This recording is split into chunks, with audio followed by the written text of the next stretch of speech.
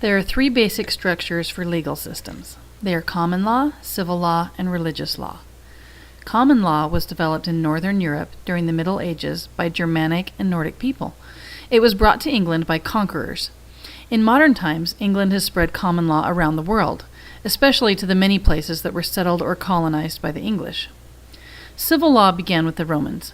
The Byzantine Emperor Justinian, a Roman himself, assembled a team of experts who condensed and simplified the Roman law into one single body of law. The Byzantine system spread through southern Europe and then northward. Today, nearly all of Europe uses civil law. Religious law would include systems like Sharia law, a law system used among many Muslim nations. This map of the world shows the nations that use civil law in blue, common law nations in red, and religious law nations in green. Almost none of these countries are pure in their law systems, but these colors represent the legal tendency they base their system on. We're not going to go into religious law in this discussion. What we want to do here is compare and contrast common law and civil law.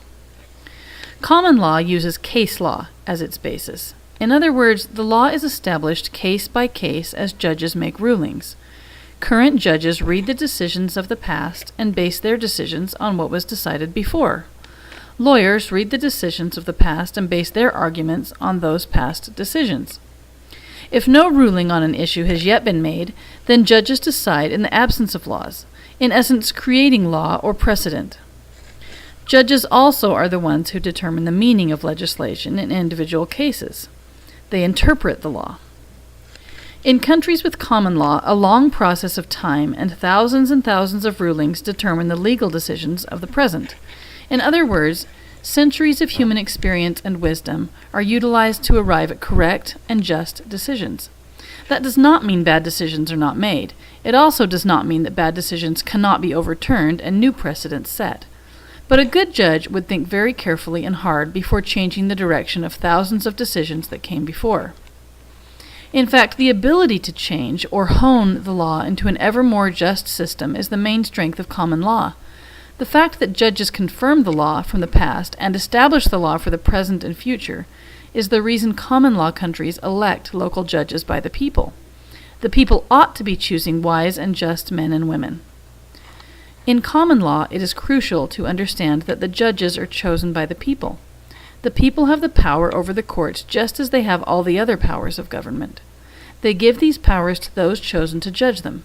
And so the common law system stems from the people. Codified law, or civil law, is written by government officials. Courts of law make decisions based on the codified law, not on previous decisions. Judges have no power to change or adjust an unjust law. If a new situation comes up, the judges in a civil law system cannot make a decision until new law is written by the government. So while common law is based on the power of the people, civil law is based on the power of government. Civil law can and is changed frequently as new parties get into power and impose their will on the people they rule over. But in individual cases, the civil law is inflexible. It does not allow for an evolution in the ideas of justice or changes in circumstances or technology. A new set of legal problems has recently arisen in the world due to the Internet. These problems deal with copyright issues. It has become easy to transmit and use digital data. At the same time, the monetary value of images, videos, and songs has dramatically declined. The strength of the Internet is that data and knowledge are so easily shared.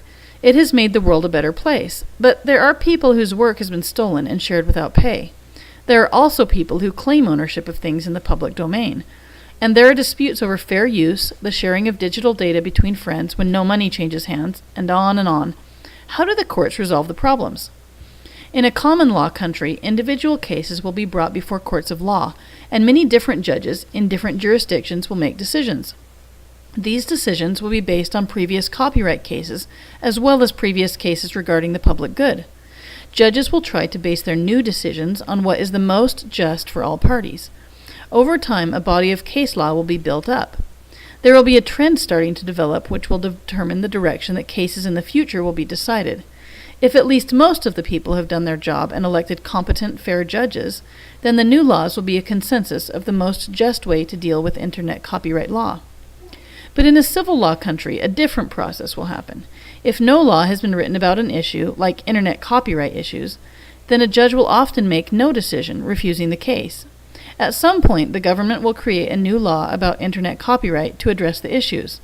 No matter what decisions have been made in previous cases, all future cases will be decided based just on the new law that was written. It may be fair and it may not be fair.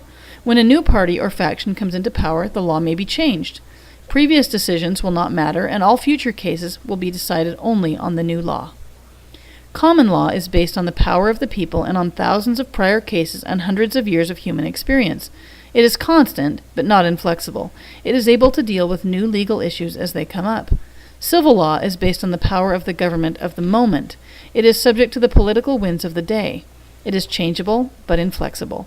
It cannot by itself deal with new issues, but must wait for legislation.